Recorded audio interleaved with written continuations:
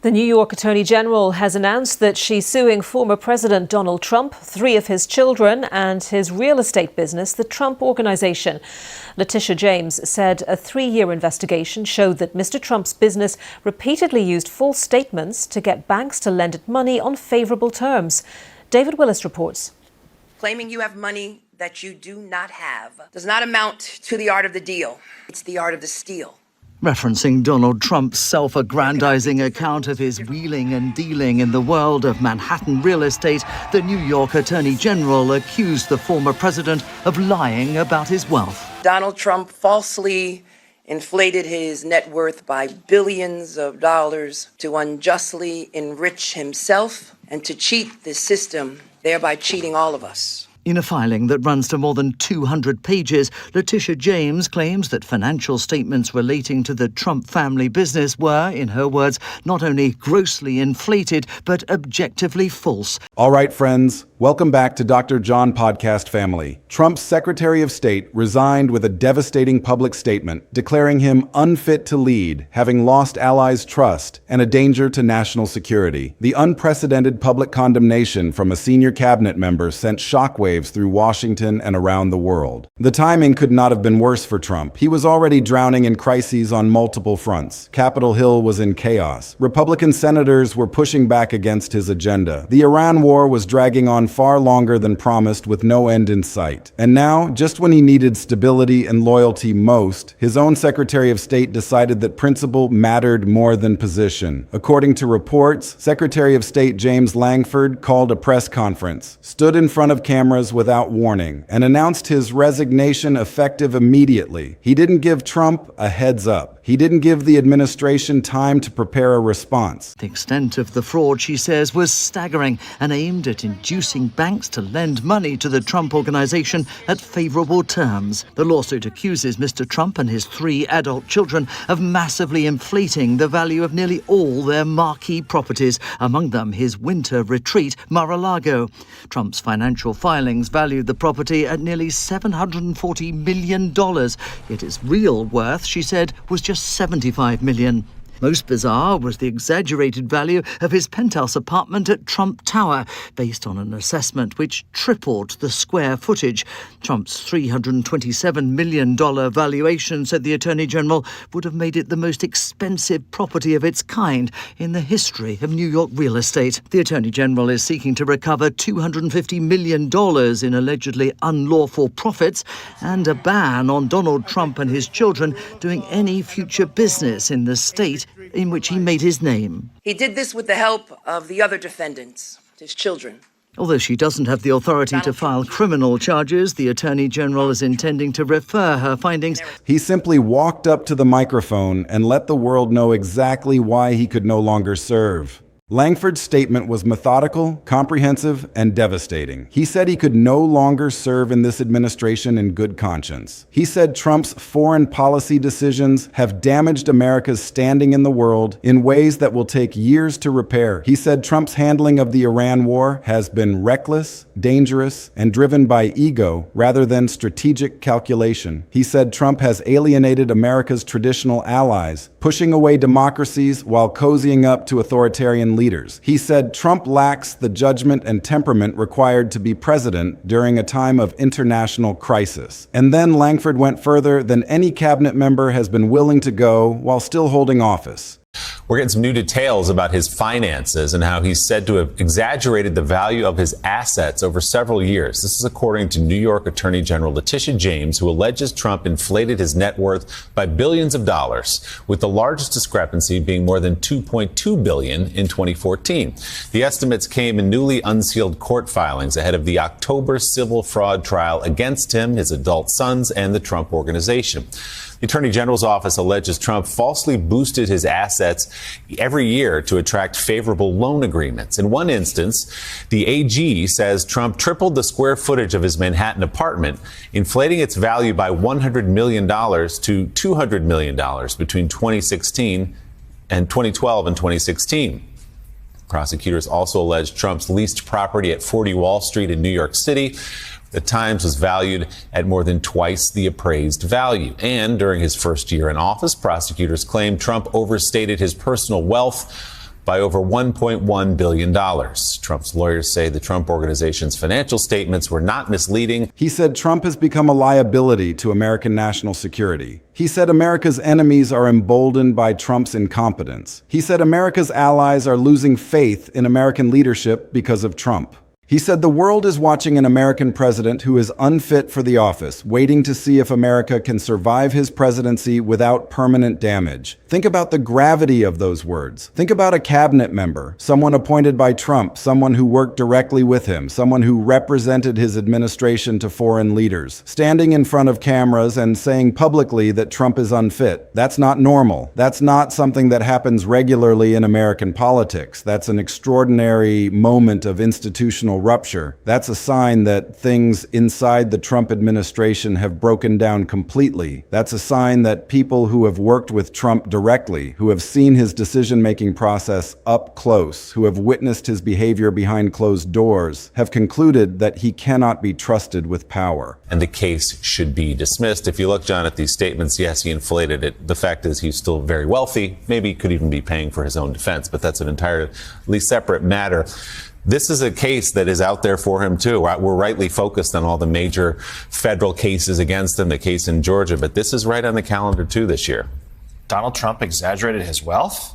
Is this your shocked face? Yeah, that's hard to believe. This is the least surprising story of the morning. But like so many other things, it's now one where Trump may face consequences for something he's done for so long. Of course, those of us who have known Trump and covered him just when he was simply a celebrity real estate developer here in New York knew he would always boast and exaggerate about how much money he had or how much property he had or whatever it might be.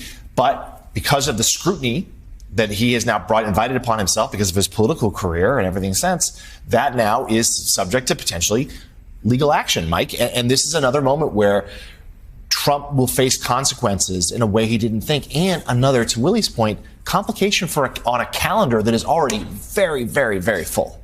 It's not shocking, but it's real and it's accountable. Donald Trump at his root has always been a grifter. The contrast between Trump's behavior and Langford's resignation was absolutely brutal. Just before Langford resigned, Trump held a press conference where he made wild threats against Iran. He stood in front of cameras and talked about attacking Iran's nuclear facilities. He threatened military action without clear justification. He made statements that alarmed even Republicans who had been loyal to him for years. And then Langford resigned, saying Trump is too reckless to be president. One leader threatening war, the other saying that same leader is unfit to make war decisions. The juxtaposition was devastating. This is not some minor resignation from a low-level staffer leaving quietly. This is the Secretary of State. This is the person who negotiates with foreign leaders. This is the person who represents America to the world. This is the face of American diplomacy. And Langford is saying publicly that Trump has made his job impossible. And nearly everything he's ever touched, including the presidency, has been involved with scams that he runs. I mean, here is a guy who, when he was president of the United States, he was running people through his then hotel in Washington, D.C., never declared the fact that, his businesses were going to be independent of him. He was going to put him in a blind trust. Nothing like that during 4 years in office. And it continues each and every day. This is not a surprise that he has exaggerated his wealth, his holdings, the square footage of his apartment on Fifth Avenue. Not a surprise at all. It's who he is. Caddy, viewers can be forgiven for losing track of all this, but in addition to everything coming down the pike next year, this civil trial falls in October, in addition to another defamation trial with E. Jean Carroll. So before we even get to all the complications of next year and the primary and caucus schedule, Donald Trump will be in court here in New York.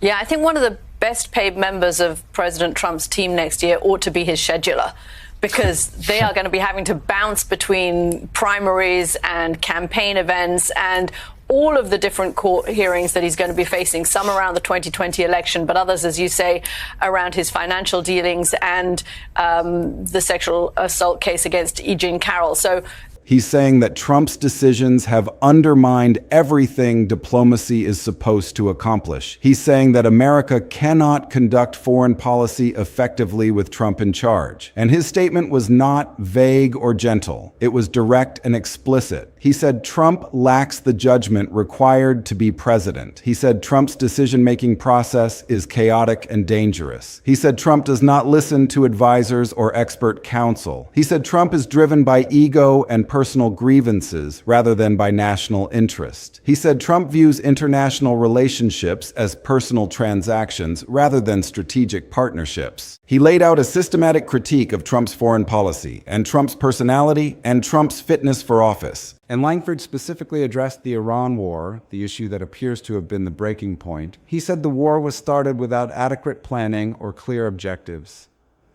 He said the original timeline of 4 weeks was unrealistic and was never going to happen. He said Trump was lying to the American people about the likelihood of a quick resolution.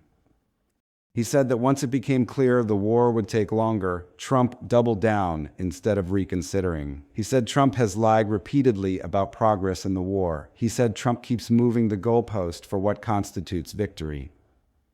He said the American people deserve honesty about what's happening. He said Congress needs to have real oversight instead of being kept in the dark.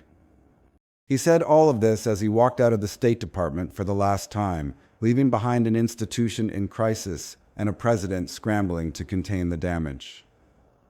Let's understand what's actually happening here and why this resignation is so significant and so damaging to Trump. Langford didn't resign because he was bored with his job. He didn't resign because he got a better offer from the private sector. He resigned because he reached a breaking point, a point where he could no longer participate in what he believes is a reckless and dangerous administration. He made a calculation that his reputation and his integrity matter more than his position. He decided to go public with his criticisms instead of quietly departing. And according to people close to him, the breaking point came over the Iran war. Langford was not involved in planning the war. He was not consulted about the decision to start military operations. He was kept in the dark by Trump about major military decisions. And when Langford tried to negotiate with Iran, tried to use diplomacy to find a way forward, Trump undermined him. Trump made public statements that contradicted Langford's diplomatic efforts. Trump made threats that made negotiation impossible.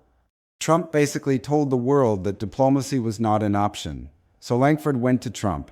He told Trump directly that the current approach was not working. He told Trump that threatening war was not going to achieve American objectives. He told Trump that America's allies were losing confidence. He told Trump that the international community was moving away from America because of Trump's recklessness. He made his case clearly, and Trump refused to listen. Trump told Langford that he knew what he was doing. Trump told Langford that he didn't need diplomatic advice from anyone. Trump basically shut down any possibility of changing course. And at that moment, Langford realized that staying in the administration was impossible. He realized that continuing to serve in an administration he believed was reckless and dangerous would compromise his own integrity and reputation. He realized that he had to choose between his position and his principles, and he chose principles. Langford resigned and decided to make his concerns public so that Americans would know why he was leaving. He decided that the truth mattered more than loyalty to Trump, and in his resignation statement, he was specific about his concerns. He talked about the way Trump has alienated America's traditional allies. He talked about how Trump's trade wars and foreign policy decisions have damaged relationships that took decades to build. He talked about how Trump has cozy relationships with authoritarian leaders while pushing away democracies.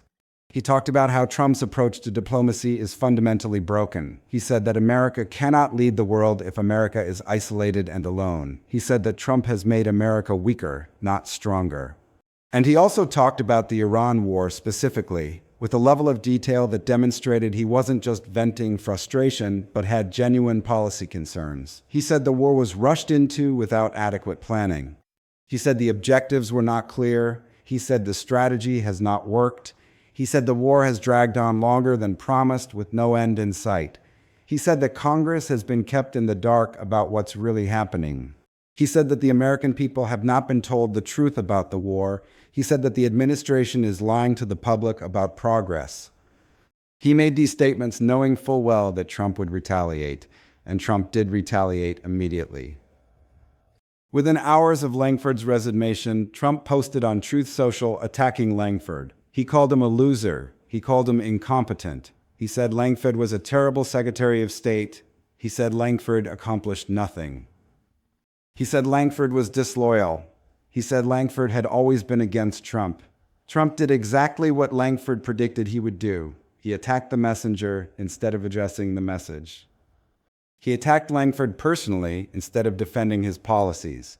He demonstrated exactly the kind of defensive, authoritarian response to criticism that Langford was talking about. And Trump's response is making things worse, not better. His attack on Langford is causing more people to pay attention to what Langford said. His attack is making people think about whether Langford's criticisms are valid. His attack is drawing more focus to Trump's foreign policy failures. His attack is reminding people of the Iran war and how badly it's going. His attack is doing exactly the opposite of what Trump probably intended. Instead of shutting down the story, his attack is amplifying it. Instead of discrediting Langford, his attack is making people listen more carefully to what Langford said. Inside the State Department, Langford's resignation is having enormous consequences that ripple through the entire institution. Career diplomats who have spent their entire lives serving American foreign policy are deeply demoralized. Career Foreign Service officers who have dedicated their professional lives to diplomatic service are questioning whether they can continue serving under Trump. Some of these professional diplomats are talking seriously about resigning themselves. Some are looking for other jobs or considering early retirement. Some are trying to figure out how to stay in their positions while working around Trump's decisions. Some are consulting with mentors about whether they should speak out publicly, like Langford did. The morale at the State Department has completely collapsed. The institution that represents America to the world is in deep crisis, an institutional breakdown. Long-serving diplomats describe the atmosphere as toxic and demoralizing. Young Foreign Service officers are questioning whether they want to spend their careers in an institution they believe is being misused by the president. And Trump doesn't seem to care about any of this. He's focused on attacking Langford personally instead of trying to address the institutional damage. He's focused on his own reputation instead of trying to heal the damage to America's diplomatic service. He's focused on retaliation instead of addressing the legitimate concerns that motivated Langford's resignation. Internationally, America's allies are reacting with alarm and concern. NATO allies are questioning whether they can truly trust American leadership going forward. Japan and South Korea are deeply worried about America's long-term commitment to regional security and defense. Israel is concerned about America's support and reliability as a strategic partner in the Middle East. European leaders are saying privately and increasingly publicly that America is no longer a reliable and steady partner they can depend on. The European Union is moving forward with plans that don't depend on American participation or approval. Countries across the world are looking for alternatives to American alliances and partnerships. And all of this is happening because Langford's resignation made public what has been obvious to international observers and diplomats for months, that Trump is not fit to lead during a time of international crisis and global uncertainty. Foreign capitals are quietly moving ahead with planning that assumes America cannot be depended upon. China is emboldened, Russia is emboldened. America's traditional partners are looking elsewhere for security and stability. That's the real cost of Langford's departure, not just the loss of an experienced diplomat, but the fundamental erosion of America's position in the world. Here's what this resignation means for Trump and for America, and for the future of American foreign policy. And here's why this moment is so significant and so damaging to Trump's presidency. Because this is not just a resignation.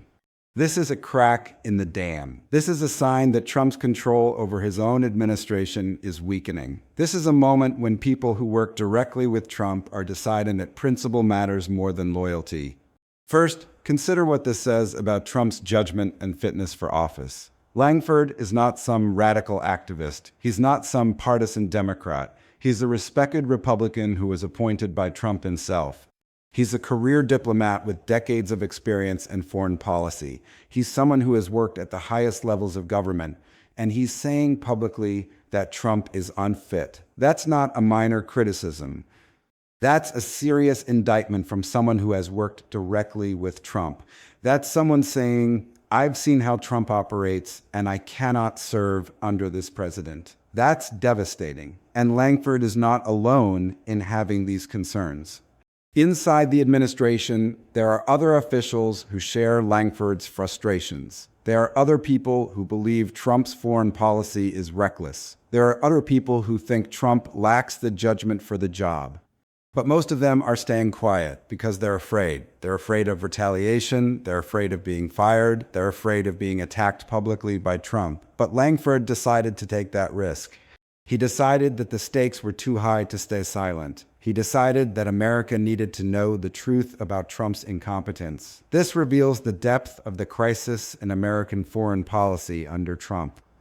America's diplomatic presence is weakening. America's relationships with allies are deteriorating. America's standing in the world is declining, and Trump is making it worse, not better. He's actively damaging alliances that took decades to build.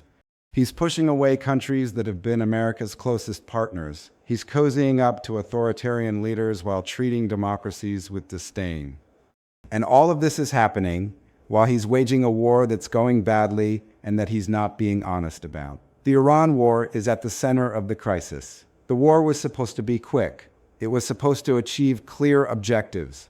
It was supposed to make America stronger and more secure.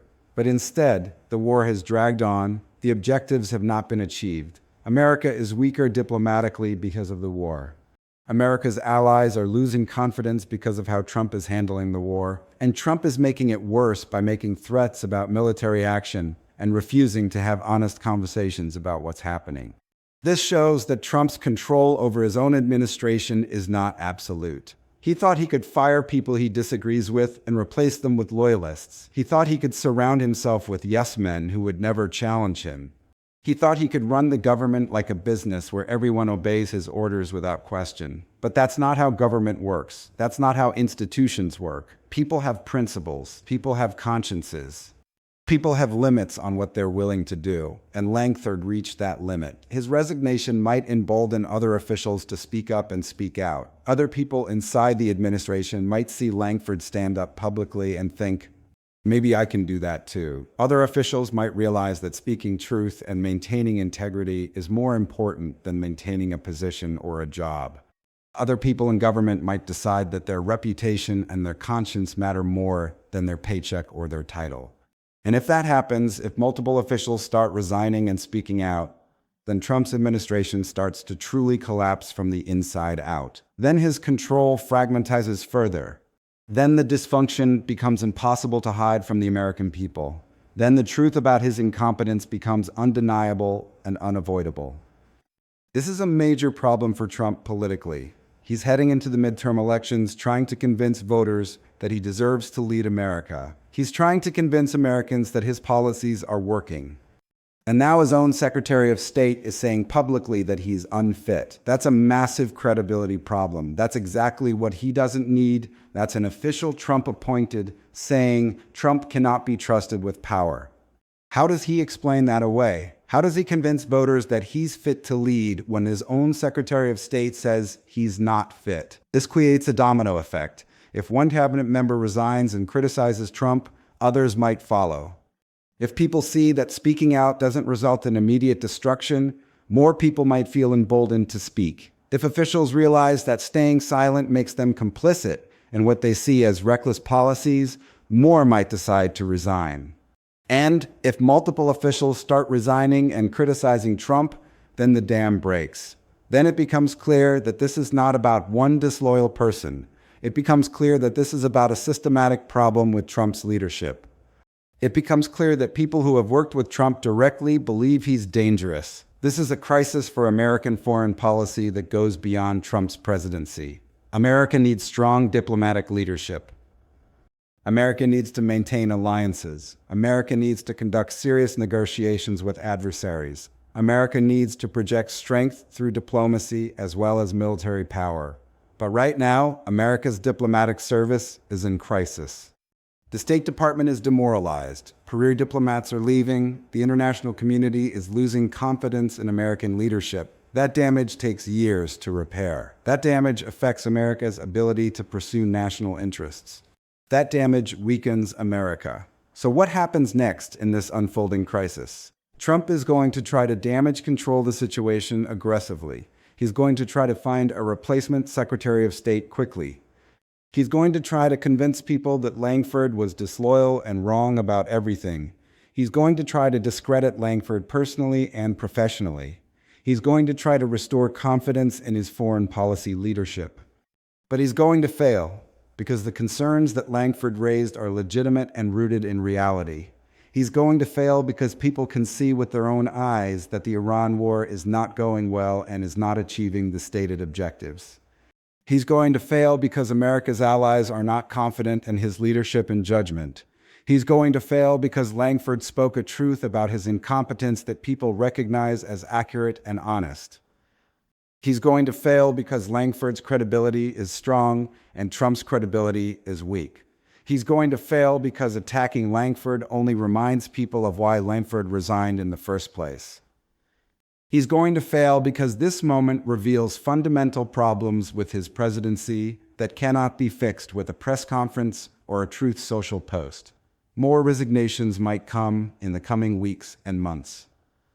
More officials might decide that they cannot serve in good conscience under Trump. More people inside the administration might speak out about his incompetence and recklessness. More career government employees might decide the principle and integrity matter more than their jobs. And as that happens, if it happens, the picture of Trump's presidency becomes even clearer and even more damaging. The picture becomes one of chaos and incompetence and recklessness and authoritarian overreach. The picture becomes one of a president who is fundamentally unfit for office.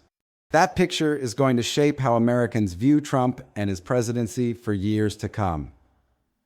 Langford's resignation is a turning point. It's a moment when things that have been happening behind closed doors become public. It's a moment when people inside the administration decide that principle matters more than loyalty.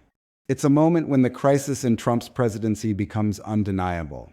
And that moment is going to have consequences. It's going to change things. It's going to be remembered as the moment when Trump's control finally started to fracture, when the facade of unity cracked, when the truth about his presidency became impossible to ignore.